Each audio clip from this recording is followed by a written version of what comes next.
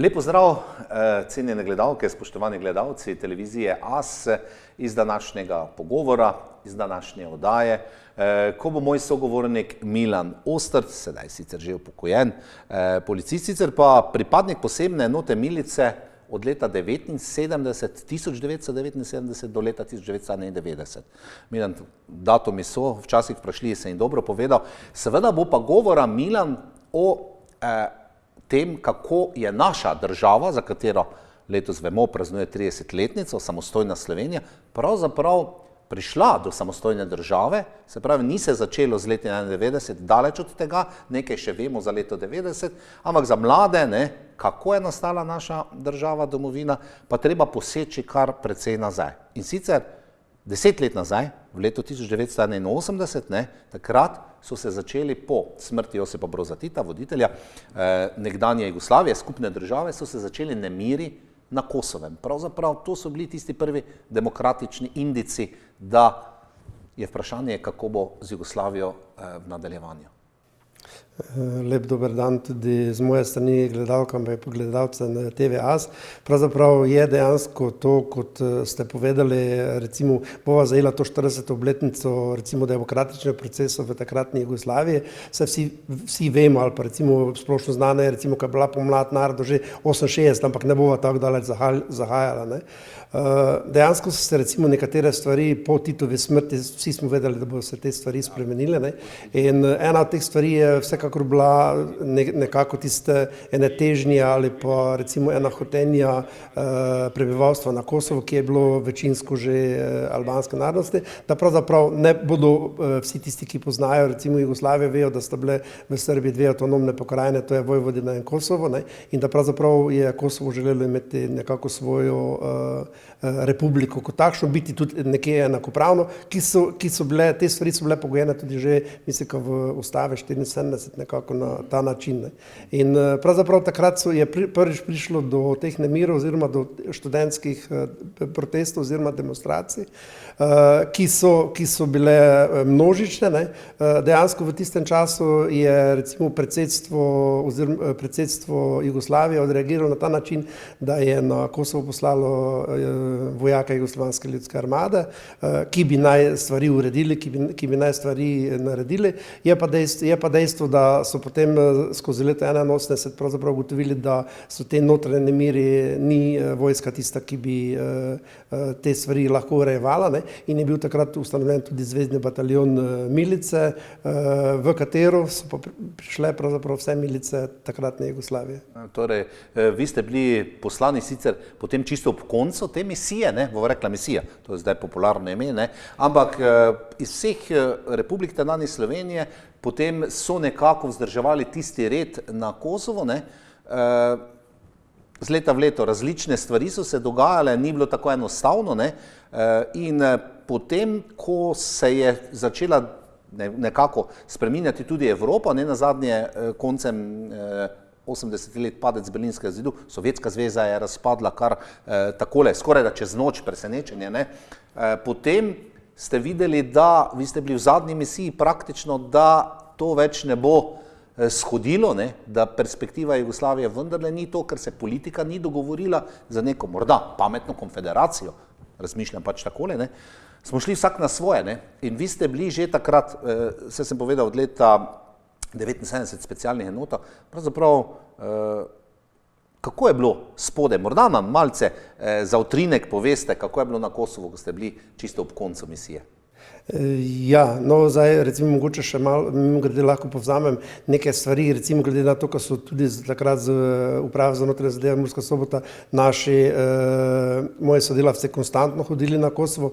Moram vedeti, da je recimo ta recimo zvezni bataljon je obstajal tam do leta 85 oziroma so pravzaprav potem nekako v smislu učenja, v smislu predajanja znanj, tudi naši recimo policisti hodili po 3 mesece na Kosovo, in so recimo prenašali znanje, ki ga mi imamo. Dejstvo je to, da so se te stvari recimo 88. leta zopet zaostrile, takrat so zopet je bil nekako v sklopu tega zveznega bataljona ustvarjen kontingent. Dejstvo pa je, kar so recimo takrat že naši ugotavljali, ne, glede na naše težnje, glede na naše stvari, ne, so tudi v zvezdnem bataljonu prišli do tega, da če smo prej bili, recimo bomo rekli v prvih bojnih vrstah, ne, smo bili tretja ali pa celo četrta rezerva.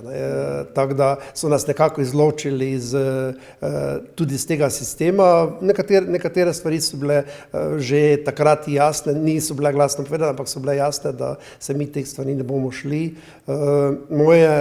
Recimo, jaz sem dejansko bil v Prištini od 5. januarja do 5. februarja 1990, stanovali smo na Evali, to je zraven Prištine, vojašnica, s tem, da nismo stanovali v vojašnici, ampak smo stanovali v domu mladine. Mi smo dejansko takrat, ne glede na to, da smo imeli varovanje, da je bila tu vojska, smo imeli svoje lastno varovanje, nas je bilo, mislim, 46 za slovenskega prostora. Jaz sem bil takrat poslan na Kosovo kot ostrostrelec, zaradi tega, ker sem jaz v posebni enoti, prvi 2 leti sem v bistvu bil pripadnik posebne enote milice na Mursko-Soboški uprave. Bil sem tudi član vpadne skupine, treningov je bilo nekako zelo dost, samo potem glede na strelske sposobnosti pravzaprav prevzel vlogo ostrostrelca v posebni enote, in smo dejansko recimo dost tudi nekje trenirali. Moram se, pa zdaj mogoče je hvala ali pa ni, glede na rezultate in treningov in vsega skupaj sem v bistvu v tisti leti bil med 5 najboljšimi v slovenskem prostoru, če gledamo policijo kot takšno, tudi specialno enoto.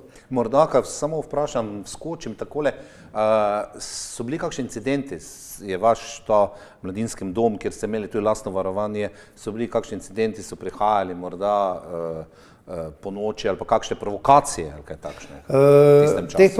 Teh provokacij pa tega pravzaprav ni bilo. Mi smo sodelovali skupaj, z nami so sodelovali tudi oziroma so stanovali tudi policisti iz Srbije, recimo z Beograda, pa to, ko so prišli, dejansko smo vedeli vsi, zakaj smo tukaj, vsi smo tudi nekje vedeli, kaj se dogaja, smo pa se vzdržali komentarjev. Gledali smo eno in edino TV Priština, verjetne gledalke in gledalce jasno, kaj smo gledali, gledali smo tisto, kar so recimo interpretirali takratne srbske oblasti.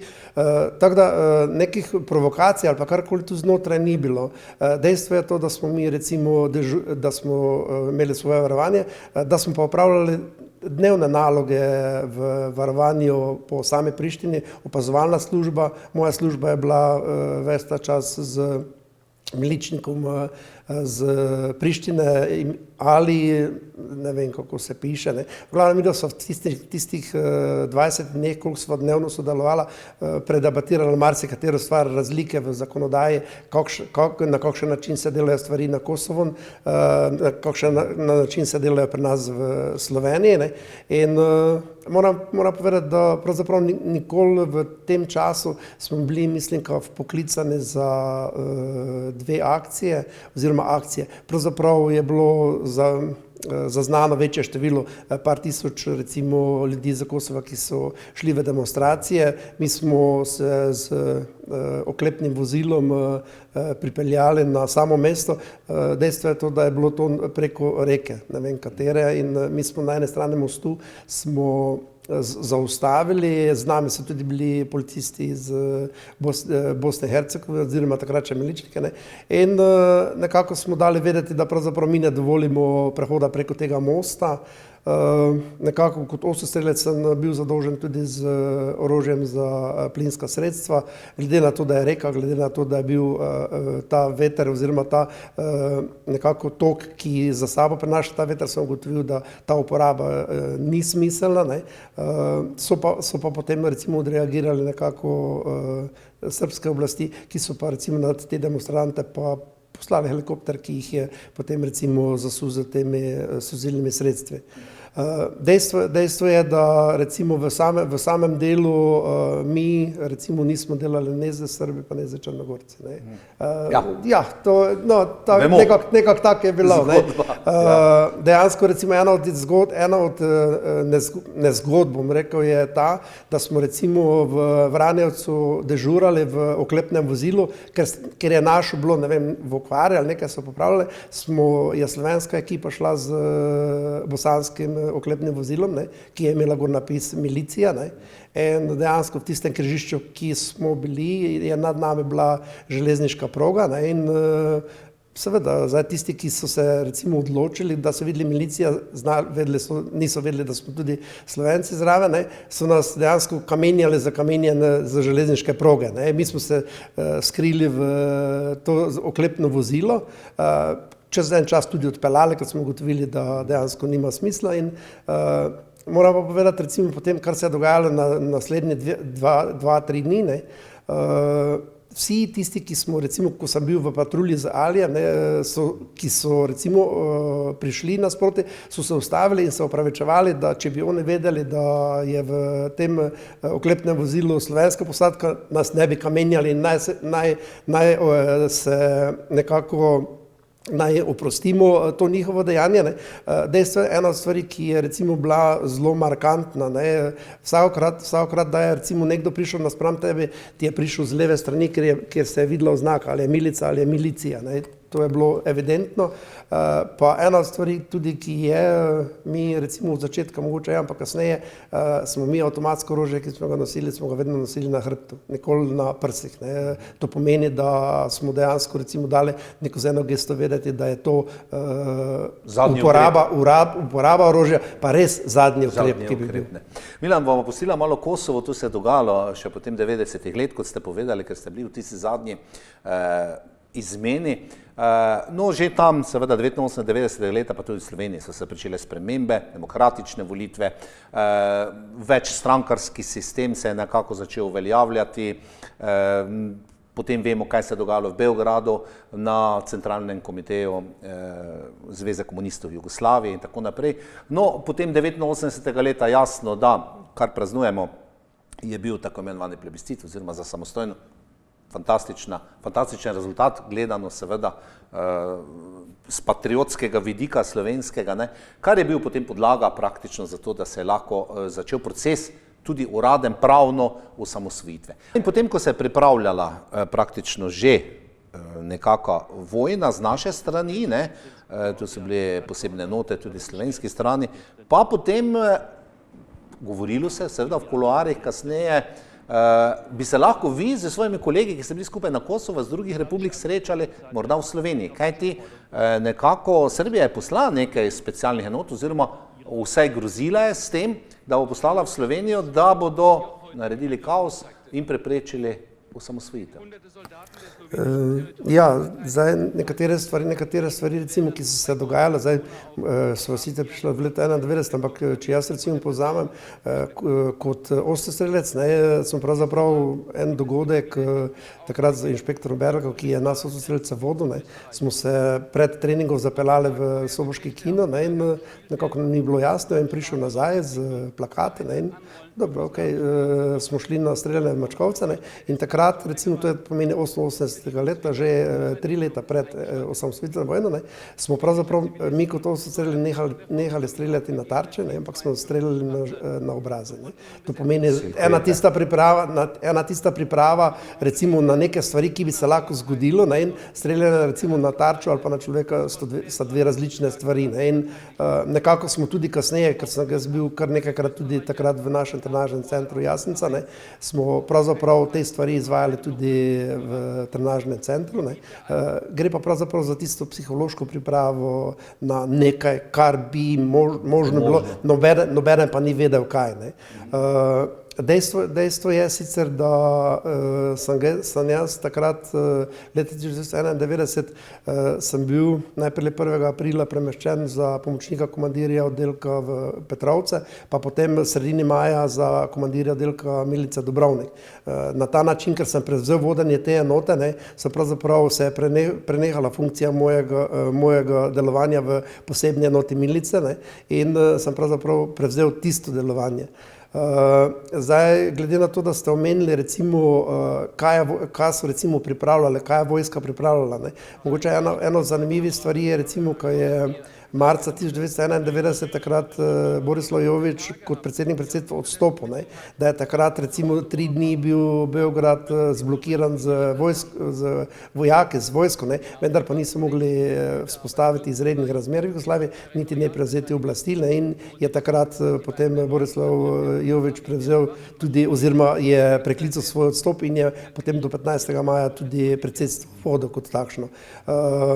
Mi sami po sebi, recimo, če gledamo leta 91, mi se moramo zavedati nekaj stvari, ki so se dogajale že leta 90, vseh teh pritiskov, recimo z temi sistemi naborništva. Potem recimo v letu 90 maja, ko so pravzaprav dali ukaz, da teritorialna obramba preda orožje v hrambo vojski.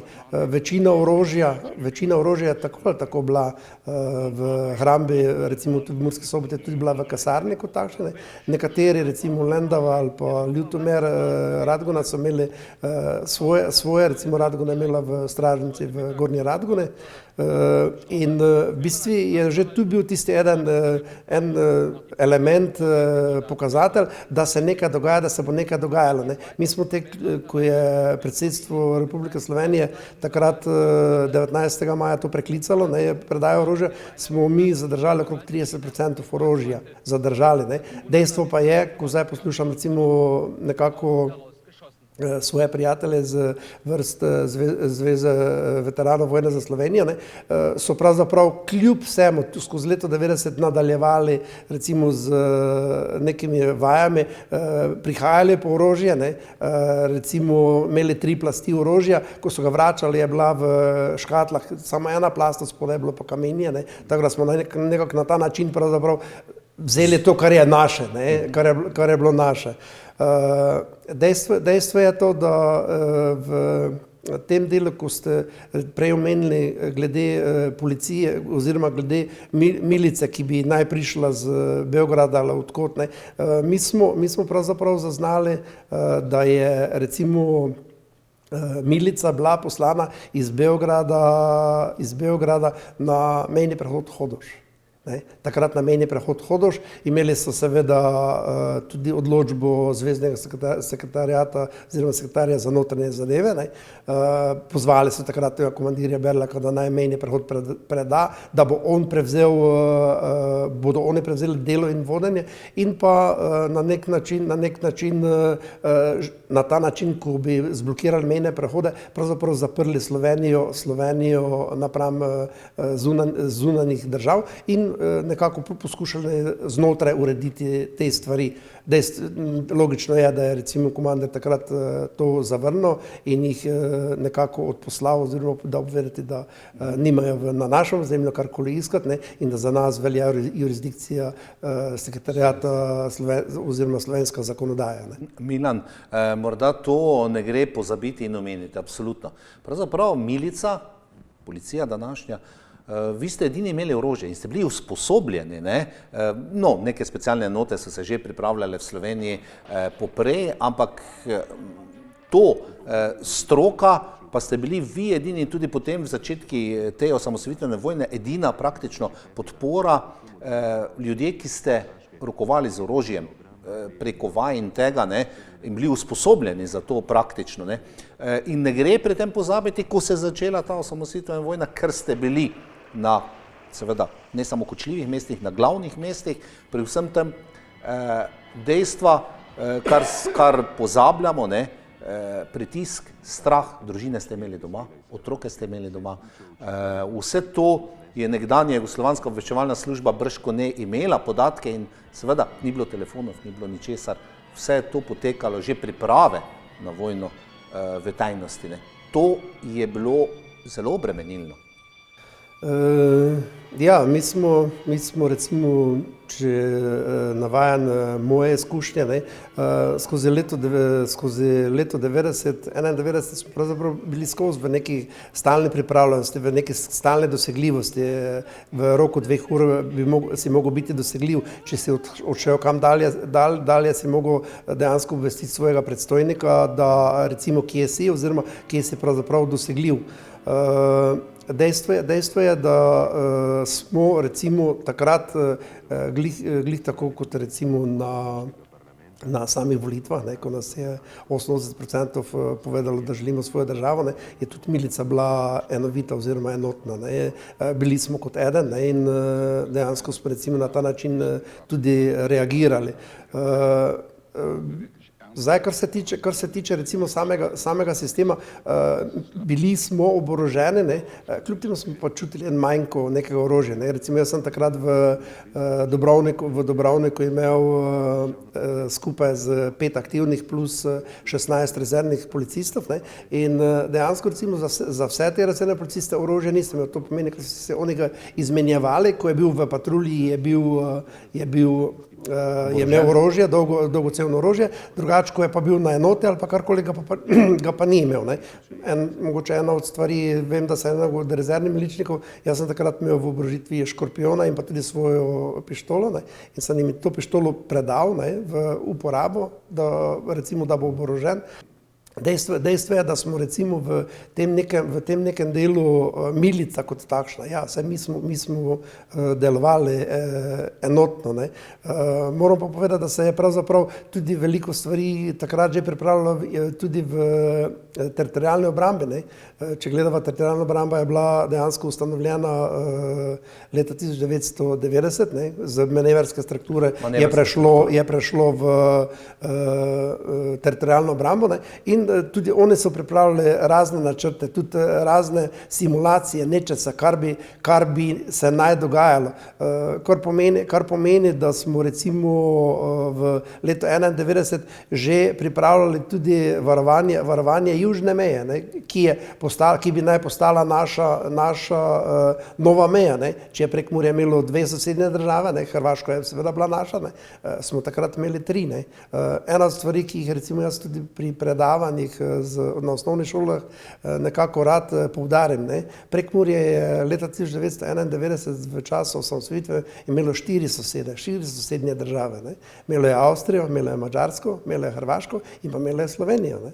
Glede na to, da smo mi zaprli vse mostove, vso možnost dostopa do samega Prekmurja in smo dejansko ostali samostojni, ne, in nismo dovoljevali nikomu, da bi prišlo. Ne. Dejstvo pa je, ne, marsikdo se sprašuje, zakaj je bilo to potrebno. Potrebno je bilo predvsem zaradi tega, mi smo imeli kontingent in recimo vojašnic Murska Sobota in vseh teh stražnic, ki so bile v Prekmurju, ne. Imeli so oni recimo skozi leto 91 so se kar precej recimo tudi oborožili z nekimi pehotnim orodjem, tudi z minometalci in temi stvarmi. Niso pa imeli motoriziranih enot, ki so pravzaprav za naše področje pa bile nastavljene v Varaždinu. Ne? In za potrebe recimo, če bi bilo karkoli, je z Varaždinskega korpusa bi potem te motorizirane enote naj prišle, sicer so prihajale, ne, vendar v Prekmurje niso mogle. Ne. Je pa Radgona pa dejansko recimo utrpela, del Prlekije. Milan, vemo, zapisano je, kako je potem vojna potekala, za osamosvojitev Slovenije. Udeleženi ste bili zraven. Kupica se je potem pojavila knjig, piscev raznih. Tudi tukaj ste se nekako med veteranskimi društvi so se pojavljale kakšne stvari, zlasti, pa ne bova zdaj o tem, ne, kdo je zaslužen, kdo dobi neko medaljo, priznanje potem, ne, in dejansko knjige, vse ostalo, kar se je napisalo kasneje, vi ste v Združenju Sever, ne, absolutno tudi, ne samo pokrajinski, tudi občinski so se potem ustvarjali, nekako gojite, ne bom rekel spomin, z predavanji, kot ste rekli, hodite tudi po osnovnih šolah, naši mladini, našim zanamcem prenašate te izkušnje, to sporočilo, da zadeva, čeprav, nekdo rekel, vojnica, ne, par dni, ne, da vendarle smo tu mi potegnili debel konec, ne kratki, Slovenija, da smo v pravem trenutku naredili to in da praktično nekih hujših posledic glede na to, kaj se je dogajalo potem v ostalih republikah, predvsem v Bosni, na Hrvaškem in kje drugje, ne, da smo mi ušli z malimi ranami iz te osamosvojitvene vojne. Ja, moram se strinjati z vami. Dejstvo je to, da smo mi recimo ves ta čas recimo priprav na osamosvojitveno vojno je recimo v lokalno, to pomeni v takratnih 4 občinah, ne, so potekali recimo in pogovori in nekako usklajevanje vseh teh načrtov z Sekretariatom za ljudsko obrambo in družbeno samozaščito, z recimo zdravstvenimi domovi, z vsemi temi inštitucijami, ki pravzaprav bi v nekem momentu lahko pomagala, pa bile del tega tudi gasilci, recimo kot takšne, tudi bolnišnica Murska Sobota. Vsi smo pripravljali neke načrte, vsi smo se recimo na nek način angažirali. Dejstvo je, da recimo skozi vsa ta predavanja, ki jih mi imamo, mi dva sva z Antonom Kosijem z Ljutomerskega veteranskega društva pravzaprav ustvarila eno skupno PowerPointovo predstavitev, ki jo vrtimo potem po vseh osnovnih in pa srednjih šolah po Pomurju. Vedno je recimo v tem predavanju eden pripadnik društva Sever, pa eden pripadnik Zveze vojnih veteranov Slovenije. Nekako smo,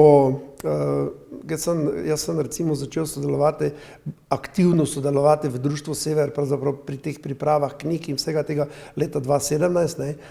Dejansko sem skozi zadnja 4 leta, ne, vedno nekako prisoten tukaj in koliko je recimo mojih dogodivščin ali pa koliko je recimo mojih znanj iz takratne lendavske občine, ne, jih pa recimo preko avtorja, preko teh pisem, prek zbiranja vseh teh izjav očevidcev, imam recimo celotno sliko celotnega Pomurja, kaj se recimo kje je dogajalo, na kakšen način, ne? In tudi danes recimo, ko preberem kakšno stvar ali pa ko recimo dobim nek izjavo nekega od udeležencev, se ni važno, ali je to recimo z civilnih sfer, ali je to z veteranskih sfer, ali je to recimo z policijskih sfer, ne? Dejansko recimo hitro ugotovim, spomin recimo opeša oziroma spomin nam bledi, ne? In nekatere stvari recimo je dobro nekoga včasih njem povedati, da recimo imamo v zadnjih 15 ali pa 20 ali pa 30 let zapisano tako pa tako pa tako, ne? Jaz sem recimo na predstavitvi knjige Pomurje je gorelo modro dal tudi vedeti, zgodilo se vam bo, da boste prebrali 6, recimo 5 videnj enega in istega dogodka, ne? Pa boste ugotovili, kako zdaj to piše, eden tak, ne? In dejansko je to ena od teh stvari, vsak med nami je recimo na nekem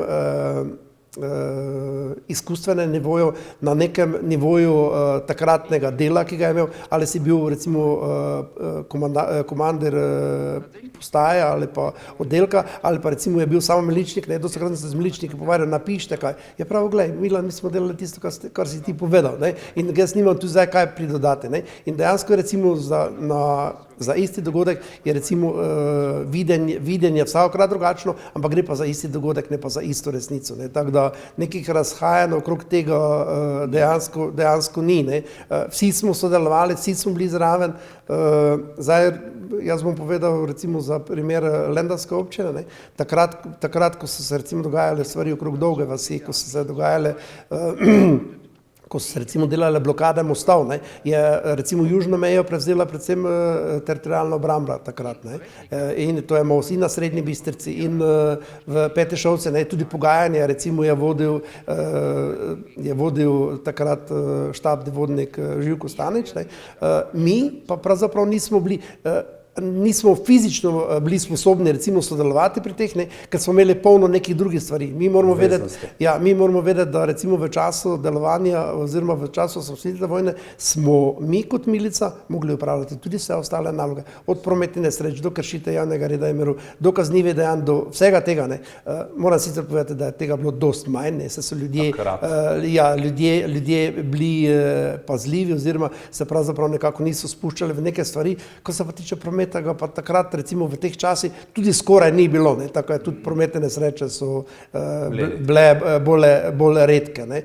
Smo pa veliko dela recimo mi vlagali v samo delo oziroma same recimo pripravo nekih stvari oziroma tudi dokončanje nekih stvari.